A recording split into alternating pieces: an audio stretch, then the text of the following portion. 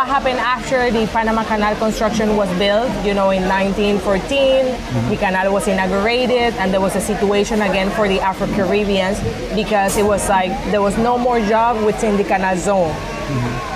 So then you had in the equation, you had the canal zone, which was U.S. territory. You had the option of going back to the islands, but that wasn't ideal.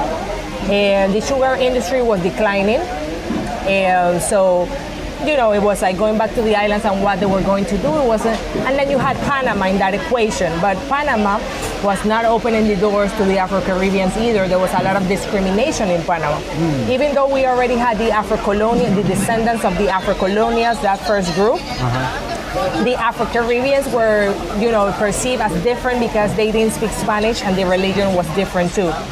And so most of the Afro-Caribbeans were Protestant, and then in Panama, predominantly Catholic. So that was a difference too. We also had a very, very racist, xenophobic president that created even some laws where at some point it was illegal to migrate to Panama if your language of origin was not Spanish. So at some point, the children of the Afro-Caribbeans didn't have a nationality. But you know what the Afro-Caribbeans did, considering all of the situation? It was like, you know what? Let's build our own communities, because if all doors are being closed, then let's build our communities from scratch. I'm not surprised at all because we're talking about the people that built the Panama Canal.